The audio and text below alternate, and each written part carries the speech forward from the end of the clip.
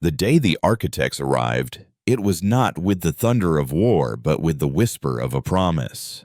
A soft chord of music played across the quantum foam that resonated in the heart of every human on Earth. They didn't appear over cities in monstrous, shadowed vessels that blotted out the sun. Instead, a single ship, a crystalline teardrop of impossible physics, simply hung in the silent space over the Pacific, catching the light and refracting it into colors no one had ever seen. There was no ultimatum, no demand for tribute, only a message that bloomed in the collective consciousness of humanity, a telepathic greeting that spoke not in words but in concepts of peace, unity, and ascension. They called themselves the Architects, and they had come to offer a gift, the final step in evolution for a species they had watched with gentle, paternalistic patience. Humanity, they said, was ready to join the galactic community, and they would be our guides for a world weary of its own conflicts, its petty politics, and the slow, grinding decay of its environment. The arrival was not a terror, but a salvation, a global, tearful exhalation of relief. Dr. Elias Vance felt none of it. From his isolated post at the Atacama Deep Field Observatory, perched high in the desolate Chilean mountains, the architect's silent song felt less like a hymn and more like a siren's call, beautiful and deadly. While the world celebrated, Elias remained sealed in his control room, the cold hum of the servers a familiar counterpoint to the frantic beating of his own heart. He wasn't watching the crystalline ship on the public feeds.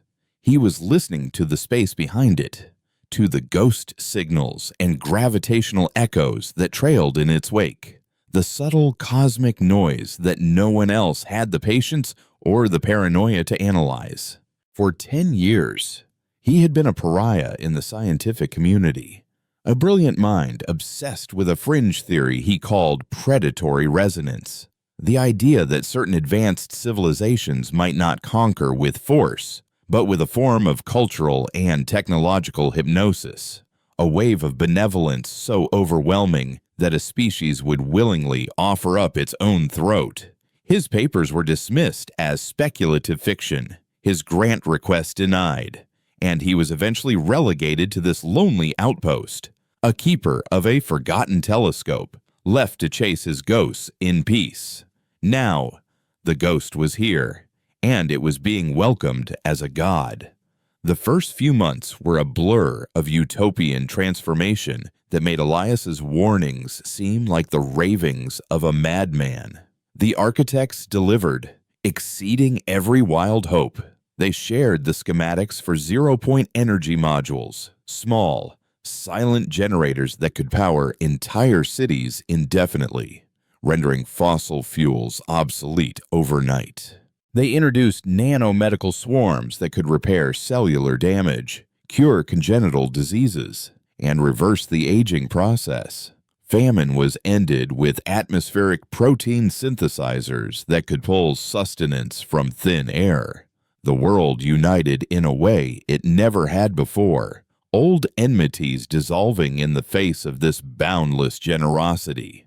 A new global governing body, the Unity Council, was formed to liaise with the architect emissary, a being of pure light that communicated through a human host, a woman named Lyra who now spoke with the serene, melodic cadence of a cosmic deity. Humanity was intoxicated, caught in a whirlwind romance with its own salvation.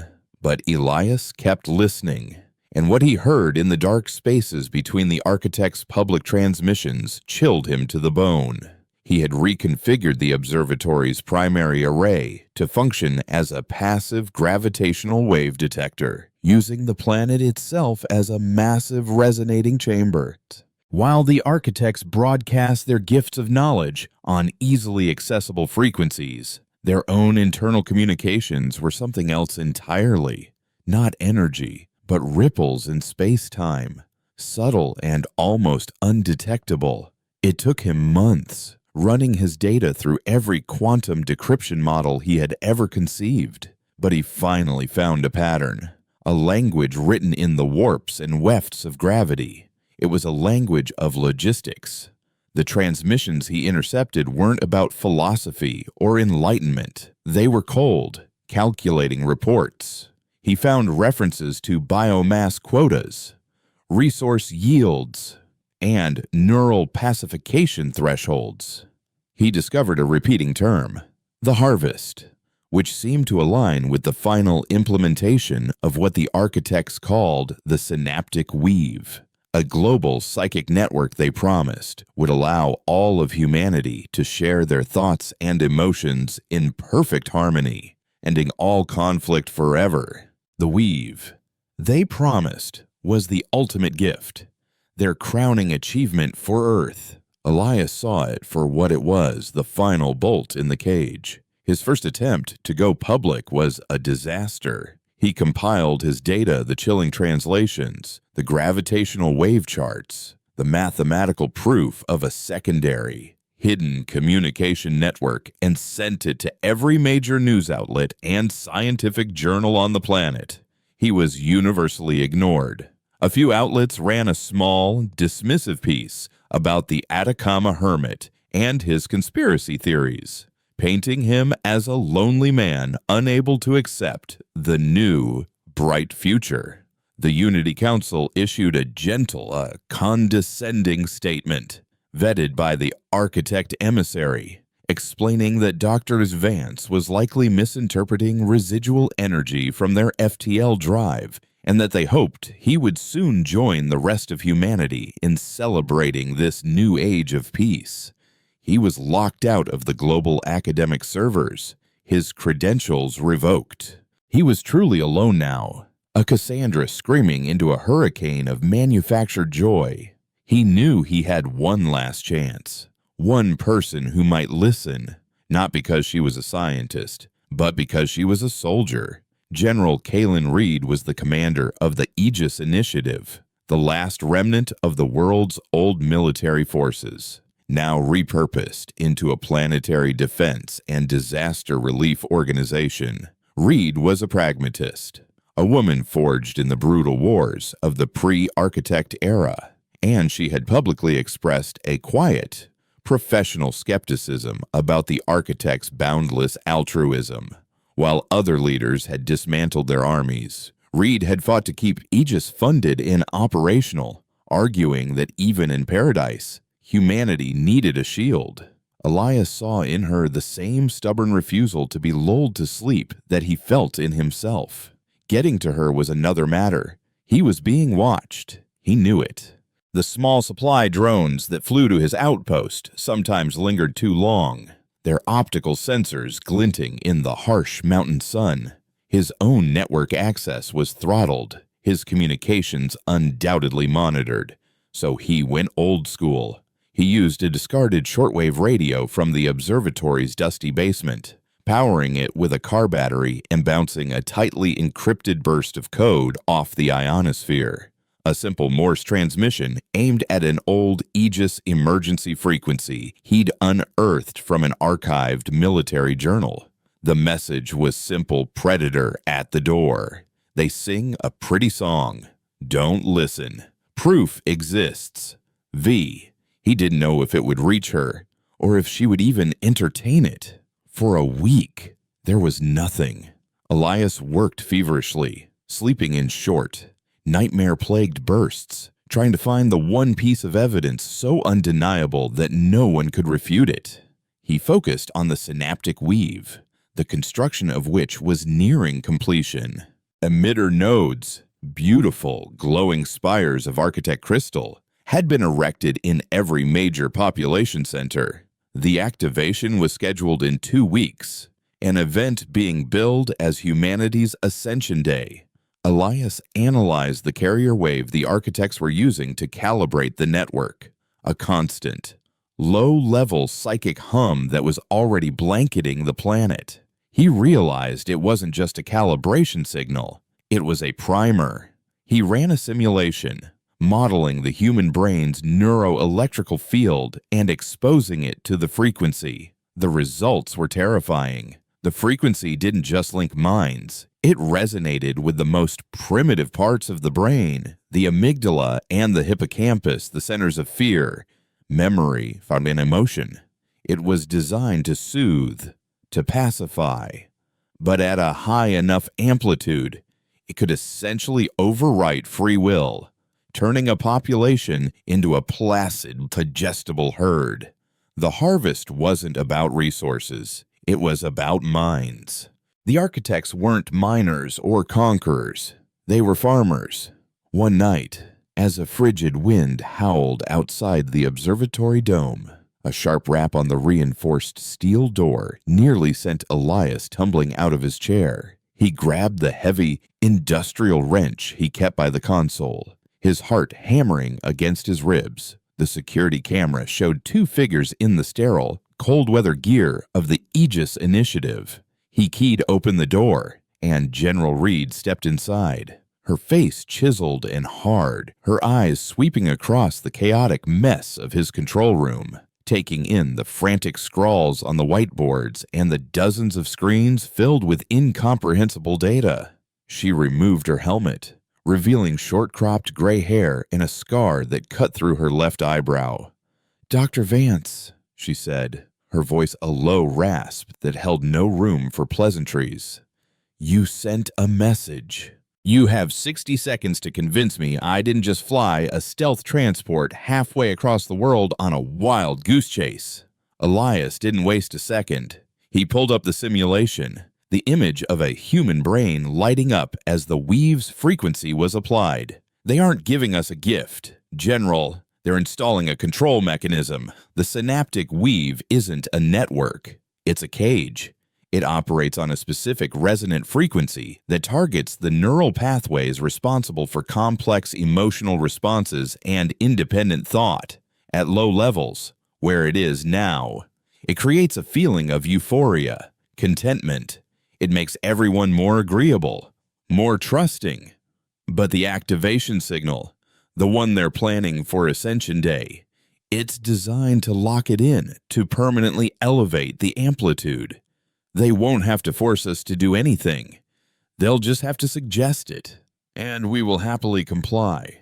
Reed stared at the screen, her expression unreadable. "My science officers ran your data. They called it inconclusive, theoretical.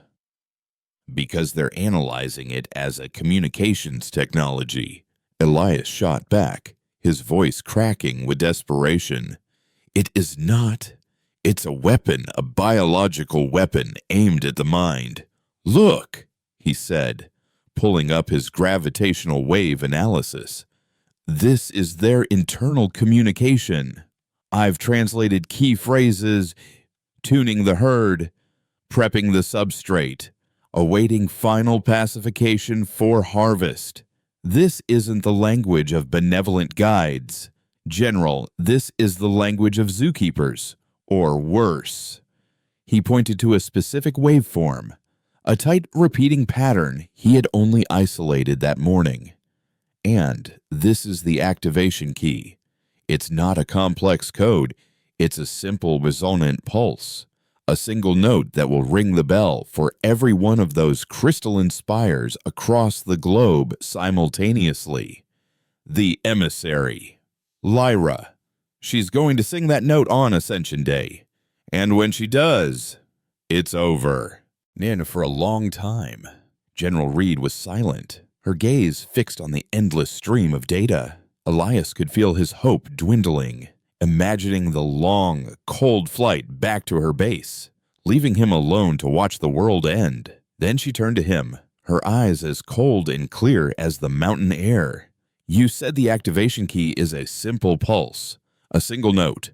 Elias nodded, confused. "Yes, deceptively simple. That's why no one else has seen it. They're looking for complexity." The general's lips pressed into a thin, hard line. "A single note," she repeated softly. "A single note can be countered. It can be jammed. A spark ignited in Elias's chest. A flicker of something he hadn't felt in months. Hope. You mean you could create a counter-frequency, a disruptive signal? We're soldiers, Doctor, Reed said, her voice dropping to a near whisper. We don't just jam signals. We create feedback. If they are trying to ring a bell in our heads, we're going to ring one right back. We're going to send a note of our own through their network, something they won't expect.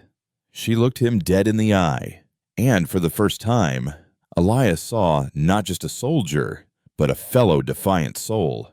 They think we're a herd to be tuned, she said, a dangerous glint in her eyes. Let us show them what happens when the herd learns how to scream. The flight to Hades base was a descent into a forgotten world. General Reed's stealth transport, a matte black specter that slipped between architect surveillance grids, flew not through the open skies, but through the deep, winding canyons of the Andes, a ghost hugging the earth. Elias watched the serene, blissed-out world pass by on the external monitors, a world he was trying to save from its own happiness. They landed in a disguised cavern, the rock face sliding away to reveal a cavernous, subterranean hangar carved from the bedrock, a relic of a forgotten Cold War. This was Hades Base, one of the last true black sites on the planet, a place so deep and so shielded from the outside world that the architect's gentle psychic hum was a barely perceptible whisper, like a song heard from rooms away. It was still there, a constant pressure at the edge of his thoughts, a temptation to simply let go, to believe the beautiful lie. Reed led him through blast doors that hissed open and shut with grim finality into the heart of the facility. It was a hive of quiet, frantic activity. Here, the dregs of the old world skepticism had gathered Aegis soldiers who still believed in a clear and present danger, engineers who saw the architect's gifts as Trojan horses, and scientists who, like Elias, had been professionally exiled for questioning paradise. This was Reed's true army, not a force of thousands, but a few hundred stubborn souls who refused to go to sleep. In a cramped lab that smelled of ozone and stale coffee, Reed introduced him to the rest of his new world. There was Dr. Eris Thorne, a neuroengineer with haunted eyes and hands that trembled ever so slightly. Thorne had been a pioneer in brain-computer interfaces, and Elias recognized his name from the early development of the very technologies the architects had gifted humanity for the synaptic weave. He was a man being forced to build a weapon from the ghost of his own life's work. The other was Jorik, a signals intelligence specialist with a face full of cynical piercings and a talent for digital intrusion that bordered on witchcraft. He looked at Elias's data not with awe, but with the grim satisfaction of a man whose deepest pessimisms had finally been validated. So the space gods are just glorified cattle ranchers. Jorik had smirked, tapping at a console. Figures. Never trust a gift horse, especially one that flies. The plan, as Reed had conceived it, was brutal in its simplicity. Elias's discovery of the single-note activation key was their entry point. Their weapon would be a counter-resonance, a psychic feedback pulse designed to overload the crystalline emitter nodes of the synaptic weave. Eris Thorne, with a dark, morbid genius, was the architect of this counternote. It's not about volume, Eris explained, his voice low and raspy, as he sketched complex neural diagrams onto a transparent screen. You can't shout down a god. It's about dissonance. Their technology, their consciousness, it's all based on harmony, on perfect, ordered resonance. We have to introduce a signal that is fundamentally chaotic, something their system cannot process or harmonize with. We have to broadcast the one thing they seem to have engineered out of their own existence, and are trying to engineer out of ours pure, unfiltered contradictory human emotion. The weapon, codenamed Banshee, wouldn't be a simple frequency. It required a human mind to generate the signal, a mind connected to an amplifier that could translate the raw, chaotic storm of human consciousness into a weaponized psychic pulse. The problem was the amplifier. A human technology could generate the kind of power needed to piggyback on the architect's global network. As Elias stared at the energy schematics, a dreadful realization dawned on him. "There's only one amplifier on the planet powerful enough," he said, the words tasting like ash. "We have to use their own emitter spires. We have to hijack one of their nodes and turn it into our own broadcast tower." The room fell silent. It was a suicide mission, an attempt to sneak into the heart of the enemy's infrastructure and rewire it under their noses. Reed, however, didn't flinch. "Yorick, find me a target," she commanded. "I want the most isolated, lowest priority node on their grid. Somewhere we can work without the whole world watching." Yorick's fingers flew across his keyboard, pulling up a global map shimmering with the locations of the glowing spires. After a few tense moments, he pointed to a single, lonely point of light in the vast, frozen emptiness of the Svalbard archipelago. "Node 734, he announced. "Services a handful of automated weather stations and a seed vault.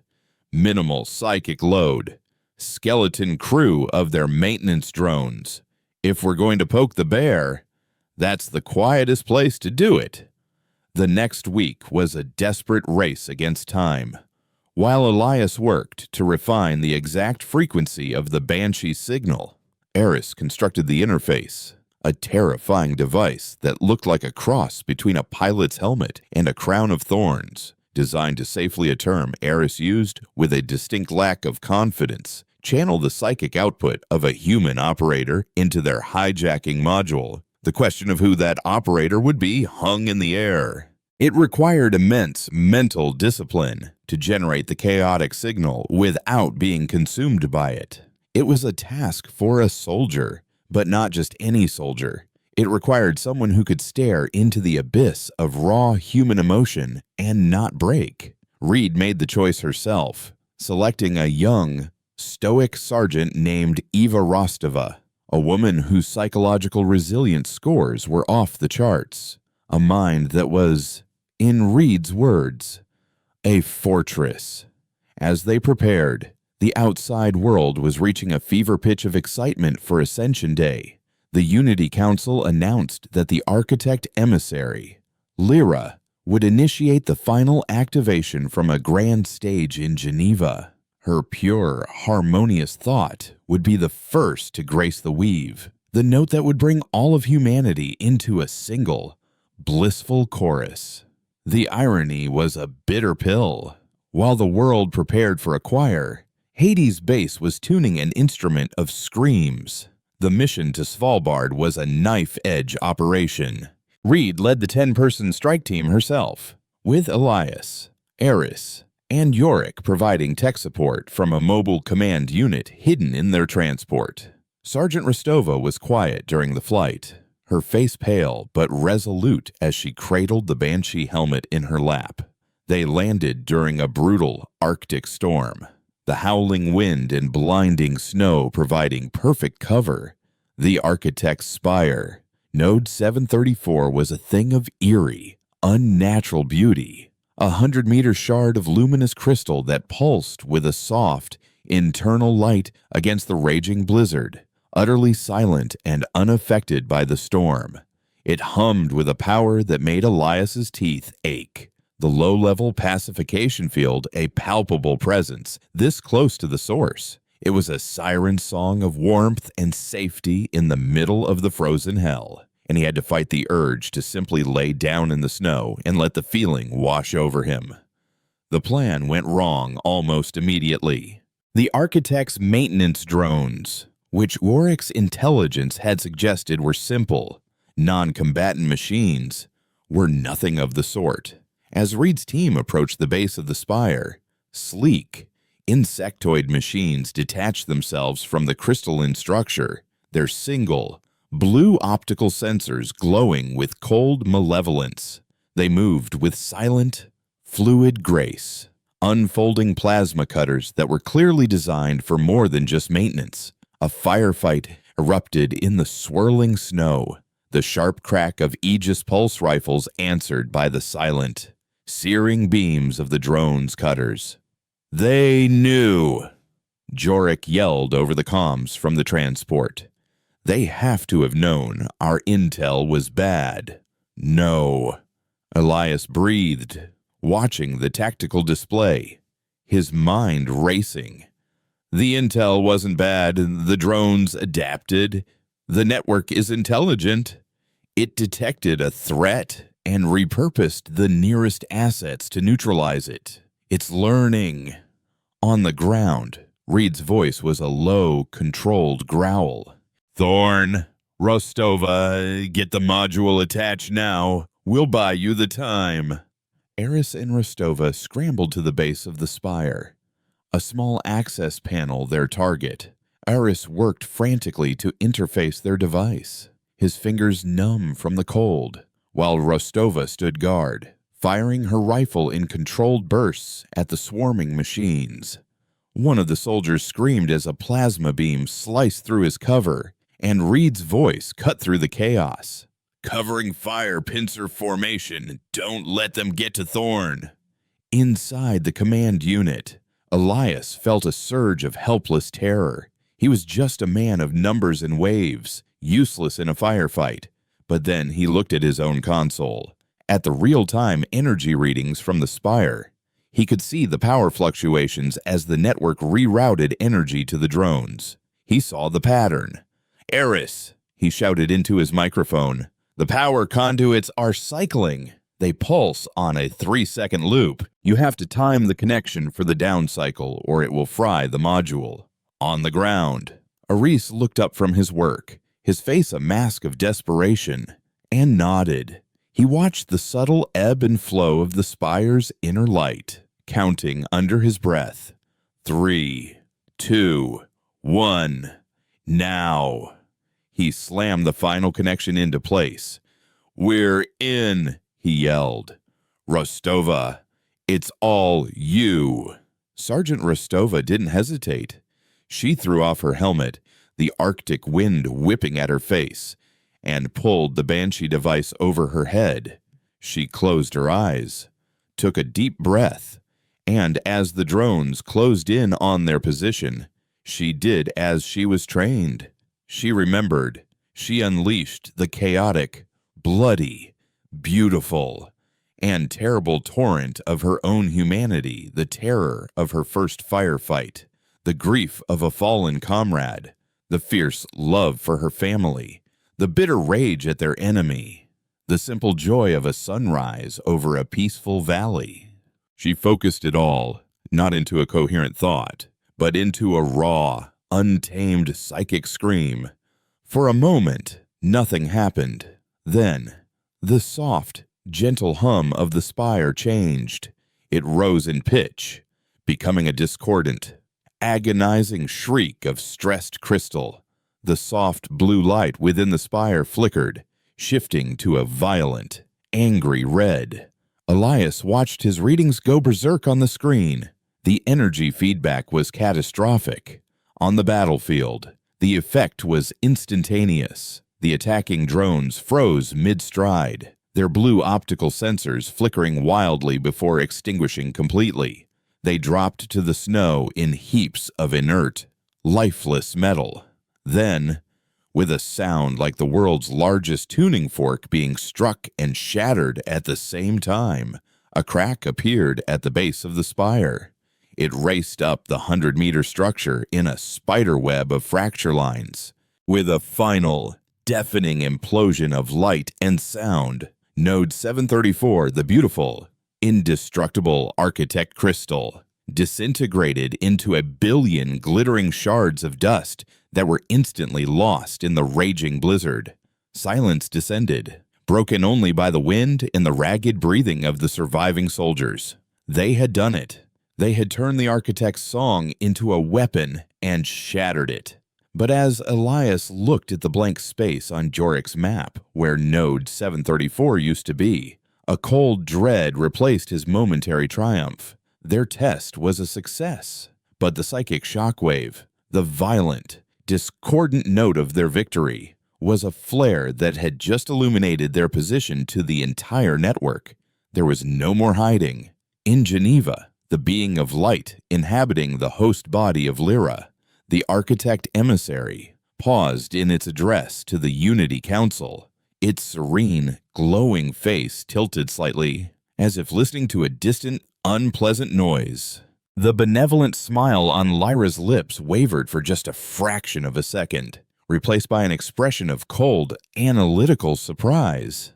The herd, it seemed, had just learned how to bite back.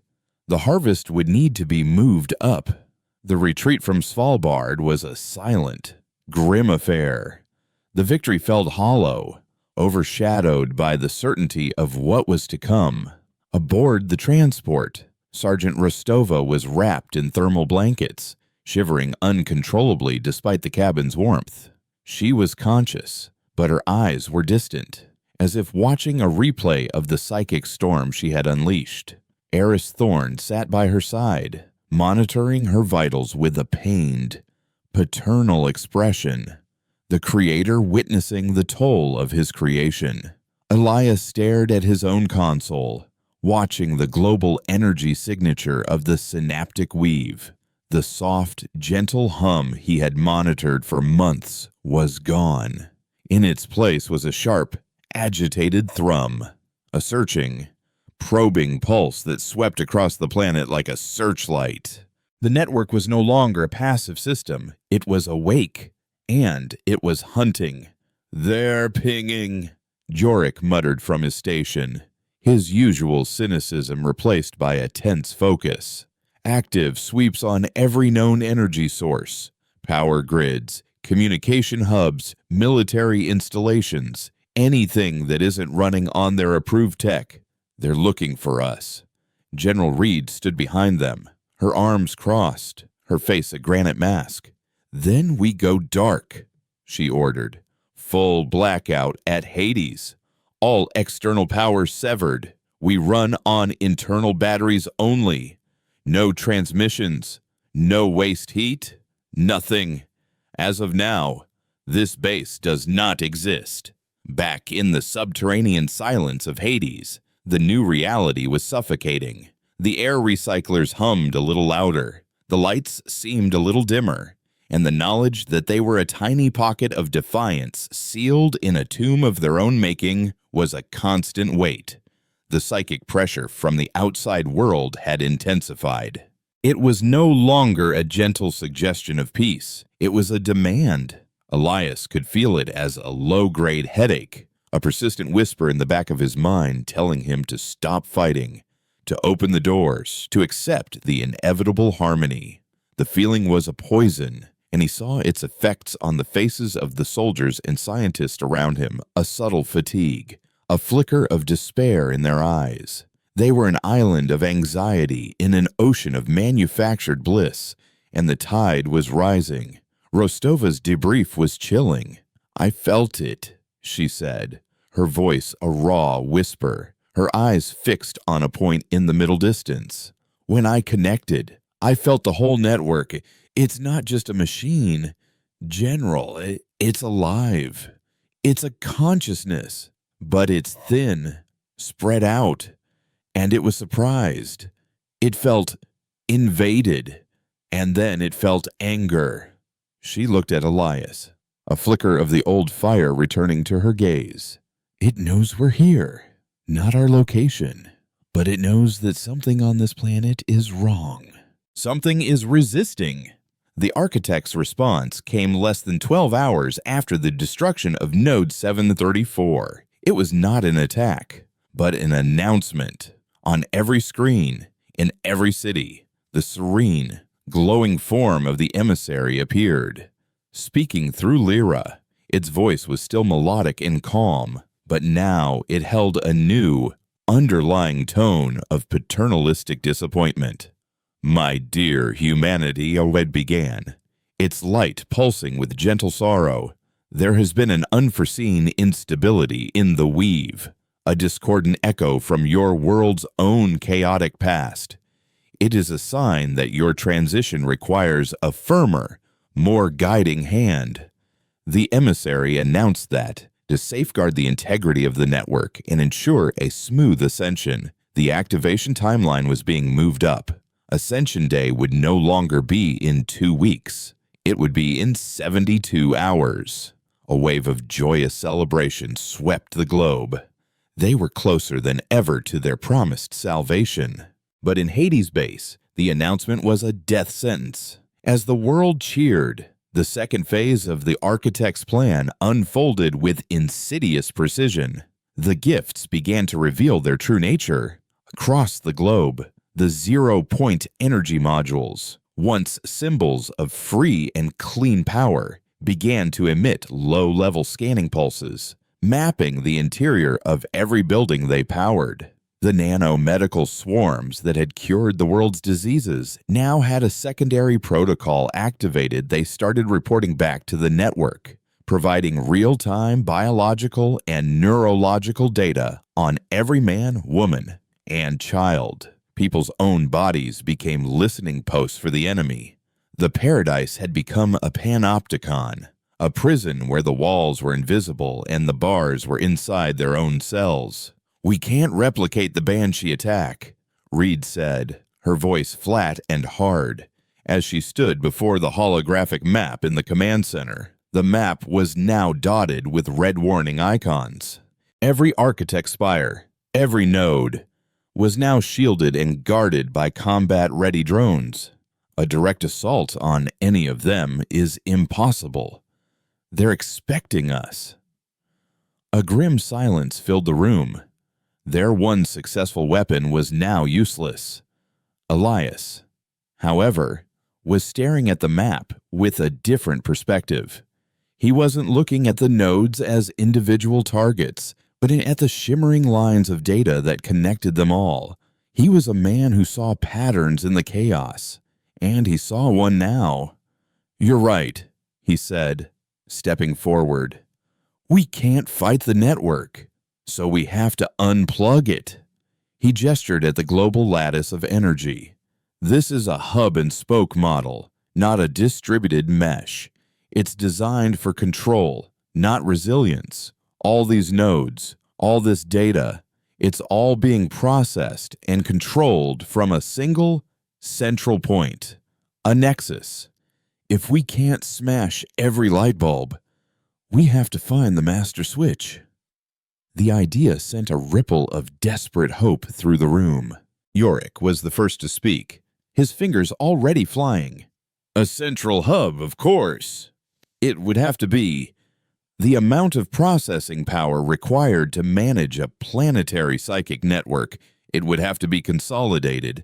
He began to work, his face illuminated by the glow of his console. For hours, he became a digital phantom, diving into the architect's data streams, tracing the gravitational communications Elias had first discovered back to their source. He followed the echoes, moving from node to node, deeper and deeper into the network's architecture. The rest of the team watched in tense silence, the 72-hour countdown clock on the main screen, a constant, glaring reminder of their impending doom.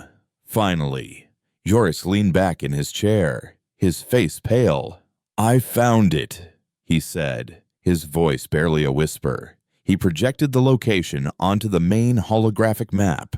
A single, pulsing red dot appeared. It wasn't in some fortified bunker on Earth.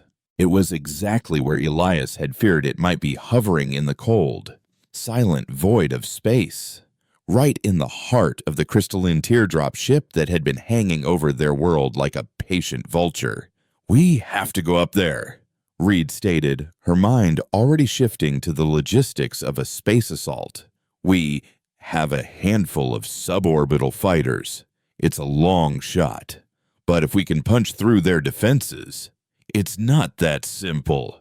Joris interrupted, his face tight with distress. The hub, the central processor, it's not a server bank. It's not a machine. He brought up another data stream, this one showing the intricate biological and energy readings from within the ship. The processing core is organic. It's integrated, woven into the host system. General, the core of the synaptic weave, is the emissary. It's Lyra. The air left the room. The face of their enemy was the face of the human woman they had seen on their screens for months, the smiling, serene vessel for the architect's voice. She wasn't just a mouthpiece. She was the engine. They're using her brain as the central processing unit. Eris Thorne breathed, his face a mask of horror. The computational power of a fully integrated human consciousness, it's beyond anything we could build.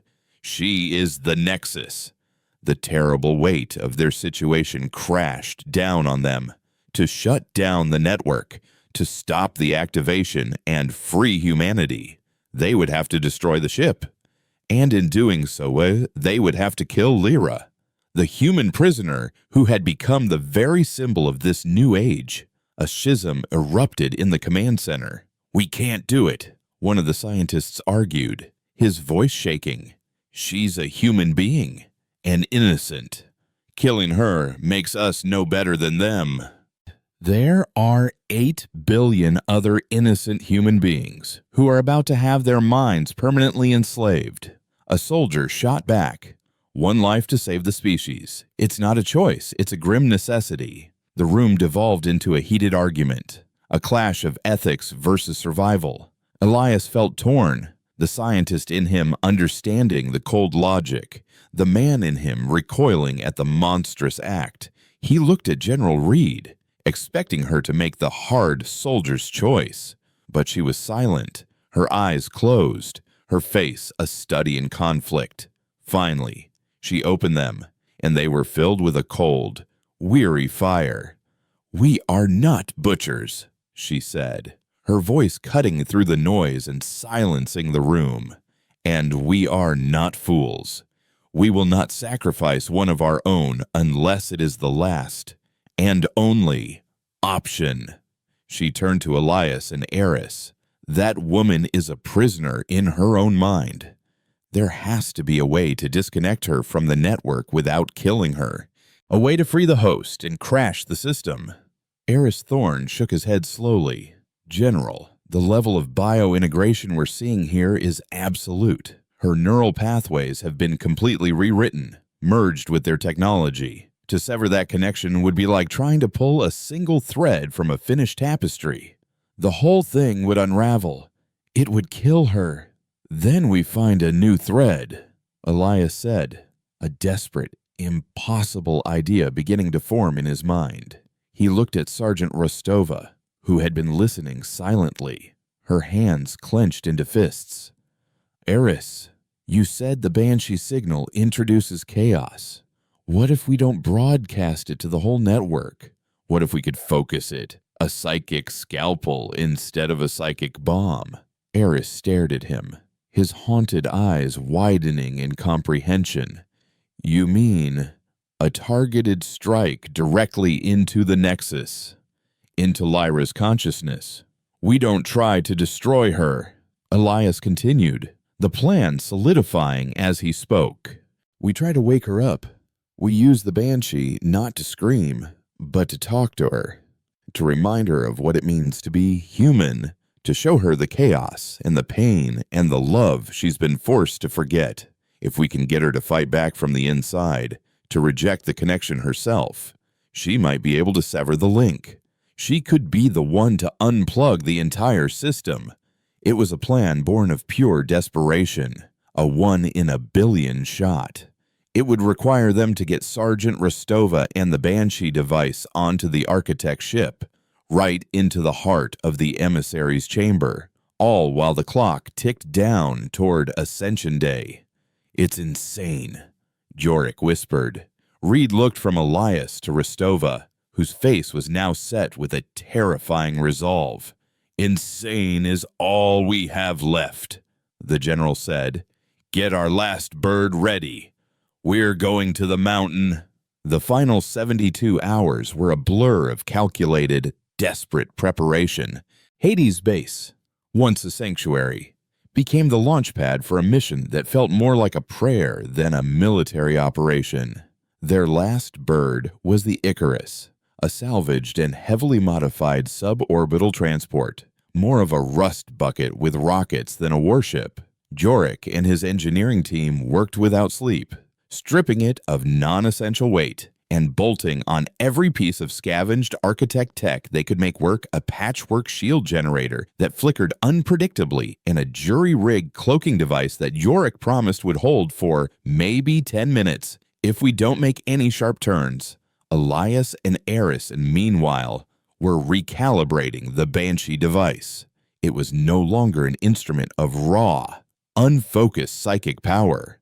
Eris, with a feverish intensity, was tuning it to a far more delicate frequency, transforming the psychic scream into a targeted psychic whisper. He worked with Sergeant Rostova for hours, teaching her not to unleash the storm of her emotions, but to focus on a single, powerful concept memory. "You can't fight a god with logic or anger," Eris explained. His voice hushed as he fitted the modified helmet over Rostova's head. "They've transcended that, but they've forgotten something. Chaos. Contradiction. The beautiful, illogical mess of being human. You have to be a ghost in their machine. Eva, you have to remind Lyra of who she was." The plan was a three-pronged infiltration. General Reed would command the Icarus, her primary goal to use Jorik's 10-minute cloak and the ship's surprising agility to punch through the architect vessel's outer defenses and physically breach the hull. Once inside, Reed would lead a small fire team, including Rostova, to the emissary's chamber. Elias, Eris, and Jorik would remain on the Icarus, providing technical support and, if necessary, sacrificing the ship to create a diversion. The objective was not to destroy, but to deliver. They were a postal service from hell, and their package was a memory. As the countdown clock dipped below 1 hour, General Reed gathered the 10-person assault team in the hangar bay. Her speech was short, devoid of poetry or promises. "Look at me," she said, her voice cutting through the pre-mission tension. "Out there, the world is celebrating. They believe they are about to ascend to a higher plane of existence. They are walking willingly into a cage because it's beautiful and warm. We know the truth. There is no glory in what we are about to do. We are not saviors in shining armor. We are the ugly, painful, necessary truth. Our job is to deliver a wake-up call, and it will not be pleasant. Most of us will not be coming back. Find your peace with that now. We hold the line not for glory, not for honor, but because someone has to. Now get to your stations." The ascent was terrifying. The Icarus groaned and shuddered as it clawed its way through the atmosphere, a metal shell pushed far beyond its limits. In the cockpit, Elias watched the blue curve of the Earth give way to the star-dusted blackness of space, and then he saw it. The architect's ship, the crystalline teardrop, no longer looked beautiful. Up close, it was monstrous, a perfect, cold, and utterly alien structure that pulsed with a light that felt predatory. "Cloak engaged," Jorik announced, his voice tight. 10 minutes on the clock. Shields are mostly green." The Icarus shimmered and vanished from visual sensors. Reed piloted them through a debris field of what looked like captured asteroids, a makeshift defensive perimeter, automated plasma cannons, crystalline growths on the surface of the asteroids, wove and fired blindly into the void, their beams of pure white energy slicing through the darkness around them. The small transport bucked as a near miss washed over them. "They can't see us, but they know something is here," Reed grunted, her knuckles white on the controls. "Elias, find me an entry point, somewhere they won't expect." Elias scanned the ship's energy schematics, his eyes darting across the readings. "There," he said, pointing to a spot near the stern of the vessel. "It's a waste heat vent. The shielding is thinner there. It's their only structural vulnerability." 5 minutes on the cloak," Jorik warned. Reed pushed the Icarus into a dive, weaving through the plasma fire with impossible grace. They skimmed the crystalline surface of the ship, the hull groaning in protest. Alarms blared as the shields flickered under the strain. "Breaching charges armed," Reed announced calmly. "Brace for impact." The ship slammed against the Architect vessel with a bone-jarring crunch. For a heart-stopping second, nothing happened. Then the explosive bolts fired, blasting a jagged, gaping hole in the alien hull. An emergency force field flickered to life inside the alien ship, but not before the Icarus had wedged its nose into the breach. "Go, go, go!" Reed roared. The rear ramp of the transport slammed down into the alien corridor, and the fire team poured out into a world of sterile, glowing white. The air was cool and smelled of ozone and something vaguely floral, a scent that was deeply unsettling. The ship's interior was a labyrinth of crystalline passages that seemed to shift and reform in their peripheral vision. Almost immediately, the ship's defenses responded. The walls themselves seemed to give birth to the same insectoid drones they had faced in Svalbard, coalescing from the liquid light that flowed through the ship's structure. Reed and her soldiers laid down a disciplined wall of fire, their pulse rifles chipping away at the drones while they pushed forward, a tight formation with Rostova at its protected center. Back on the Icarus, Elias and Jorik were fighting a different kind of war. "They're trying to slice our systems," Jorik yelled, his fingers a blur as he fought off the Architect ship's invasive counter-intrusion programs. "The cloak is gone. Shields are failing. They're trying to take control of the ship." "Eris, how much time does Rostova need?" Elias demanded, watching the team's biomonitors on his screen. "It's not about time," Eris replied, his face pale. "She has to find a resonance, a memory that Lyra's consciousness will latch onto. It could take minutes, or it might not work at all." On the tactical display, Elias saw Reed's team reach a large, circular chamber. This was it, the Nexus. The emissary's chamber was a cathedral of light. In the center, Lyra floated in a column of pure energy, her eyes closed, her face serene, her body limned with a golden aura. She was beautiful, divine, and utterly captive. Crystalline tendrils, like threads of frozen light, extended from the walls and merged seamlessly with her skin, her spine, her head. She was the jewel in the heart of the machine. As the team entered, the light in the chamber intensified, and Lyra's eyes snapped open. They glowed with the same cold, blue light as the drones. She, or rather, the Architect consciousness controlling her, spoke, her voice echoing in their minds not as sound, but as pure thought, a wave of overwhelming power that made their teeth ache. "You are a flaw, a chaotic variable you cannot be permitted to exist." The pressure was immense, a psychic hammer blow that made several of the soldiers stagger, their hands flying to their helmets. But Reed stood firm, her will a bulwark against the assault. "Rostova now," she yelled, her own rifle trained on the swarming drones that poured into the chamber. "We'll hold them off." Rostova stumbled forward, planting her feet on the crystalline floor. She pulled the Banshee helmet on, her own eyes closing as Eris's voice came over her private comm. Remember, Eva. Not a scream. A story. Find one of hers. Rostova plunged into the psychic maelstrom. She ignored the overwhelming power of the architect and searched for the flicker of humanity buried beneath it. She found it, a tiny, terrified spark deep within the radiant prison, and she began to broadcast. She didn't send her own memories. Guided by Eris, she sent something more fundamental, something Lyra's mind would recognize. She sent the scent of rain on hot pavement, the taste of salt in the ocean, the feeling of a cool sheet on a summer night. She sent the memory of a scraped knee from a childhood bicycle accident, and the soothing feel of a mother's hand. She broadcast the sharp, painful sting of a first heartbreak, and the giddy, illogical joy of a first love.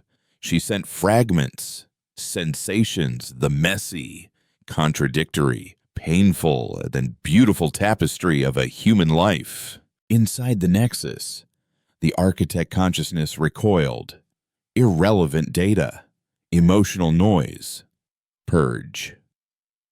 The psychic pressure intensified, but Rostova held on, her own mind straining against the onslaught.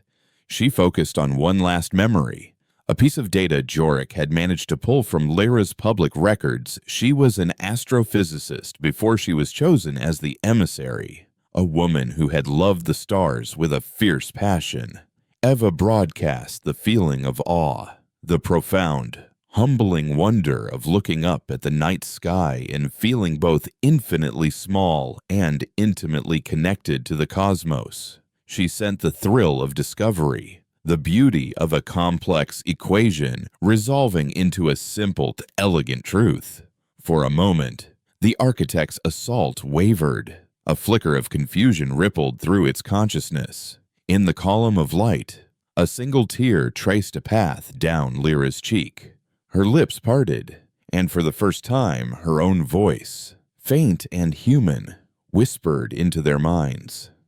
It was beautiful. That was all it took. The spark of resistance had become a flame. The architect, for the first time in its ancient existence, felt its perfect control slip. It felt the chaos of its own host fighting back.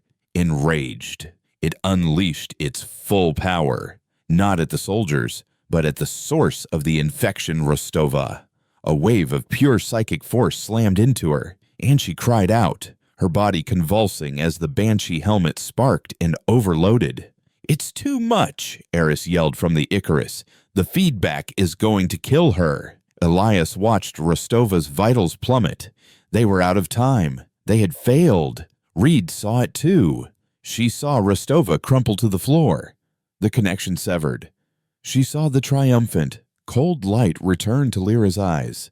And in that instant, she made the soldier's choice she had tried so hard to avoid. Elias, she said, her voice impossibly calm over the comms. The mission has changed. Get the Icarus clear. That's a direct order. Elias froze. General, what are you doing? We are not Butcher, Reed said, her voice soft. But we are the goddamn line. She looked at her remaining soldiers. It's been an honor. Then she raised her rifle, not at the drones, but at the central column of light, at the power conduits feeding the Nexus, at the heart of the prison. Her team understood. Without a word, they did the same. And as the architect consciousness turned its full, terrible attention back to them, they all pulled the trigger. The tactical display on the Icarus's bridge was a monument to sacrifice. The life signs of General Reed and her team had winked out, one after another. Their final, defiant act of firing on the Nexus conduits a brief, brilliant flare of energy before being extinguished. In the stunned silence that followed, there was only the groaning of the transport's damaged hull and the distant, electronic sigh of the architect ship beginning to repair the breach. Reed's last order hung in the air, a command that felt like a betrayal to obey. "We can't just leave them," Aris whispered, his face ashen. Yorick, however, was already at the helm, his hands flying across the controls with a grim purpose. "She gave us an order," he bit out, his voice thick. "We honor her by following it." He slammed the thrusters to full, and the battered Icarus tore itself free from the crystalline hull, limping back into the void as a web of energy sealed the hole where they had been. They had failed. The thought was a cold, heavy stone in Elias's gut. Rostova was unconscious, stabilized in the small medbay. Reed and her team were gone, and on the main screen, the countdown clock for Ascension Day ticked mercilessly towards 0. As the crippled transport fled, Elias kept his eyes glued to the energy readings of the Architect vessel. Despair was a luxury he couldn't afford. He was a man of patterns, and even in their catastrophic failure, there was data. "Wait," he said, leaning forward, his voice a hoarse whisper. "Look at the energy signature. It's not stable." He pointed to a frantic, oscillating waveform. "Reed's attack. It didn't destroy the Nexus, but it did more than we thought. They hit the primary power relays feeding the core. The architects are rerouting, but the system is in flux. They've created a bottleneck. For a few minutes, the Nexus is vulnerable in a way it never was before." A new, terrible, and final plan bloomed in his mind, born from the ashes of their last one. It was the only equation he had left. "Yorick, get us turned around," he said, his voice imbued with a strange, sudden calm. "There is one last option." Yorick looked at him, his face a mask of grief and disbelief. "What are you talking about? We're barely holding together. We have to warn Earth." "There's no one to warn, and nothing to warn them with," Elias replied, his gaze unwavering. "And we are out of time." And he pointed to the damaged relays on his schematic. "The Icarus's reactor core. If we can trigger a cascading overload at the precise moment of impact on that damaged section, the resulting plasma shockwave could bypass the ship's internal shielding and sever the Nexus permanently. It will be a surgical strike delivered by a sledgehammer." The silence that followed was heavy with understanding. It was a one-way trip. "No," Aris said, his voice shaking. "There has to be another way." Elias shook his head, a sad, small smile touching his lips. "I spent 10 years of my life trying to find another way. Aris, this is all that's left." He walked over to the pilot's station and gently moved Auric aside, taking the controls himself. The ship felt alive under his hands, a dying beast with one last fight in it. "There's an escape pod," he said, not looking at them. "It's small, but it's shielded. Get Rostova in it. Now." Yorick grabbed his arm. "Elias, don't. We'll find a way. All of us." "You already have your orders," Elias said, his voice taking on the hard, pragmatic edge he had so often heard in Reed's. "Survive. Tell them what happened here. Tell them the truth. Don't let the cost of this day be forgotten. The world will need men like you to rebuild. Now go." He keyed a command into the console, and a blast door slammed down, separating the cockpit from the rest of the ship. Through the reinforced glass, he saw Eris and Yorick pounding on the door, their faces twisted in protest. He ignored them, turning the dying ship back towards the enemy. He watched the pod eject on a side monitor, a tiny flicker of hope streaking away towards Earth, carrying the witnesses. He was alone now, just as he had been in his observatory, a single man watching a universe that refused to listen. But this time, he was no longer just an observer. On Earth, the final moment had arrived. In every city, in every town, humanity gathered around the glowing spires, their faces upturned in blissful anticipation. On every screen, the emissary's face, Lyra's face, smiled down upon them. The final, harmonious note of the activation signal began to broadcast, a wave of pure psychic energy that washed over the planet. It was a feeling of perfect peace, of ultimate belonging, the dissolution of the self into a warm, welcoming whole. The harvest was beginning.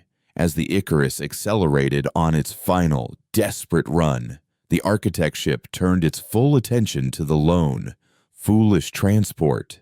Its defenses, now fully repaired, unleashed a storm of plasma energy. The ship's patchwork shields died in a flash of sparks. The hull screamed as it was torn and superheated. Alarms blared in a meaningless chorus. Elias ignored it all. His focus narrowed to the single point of vulnerability on his screen and the ticking red numbers of the reactor overload sequence.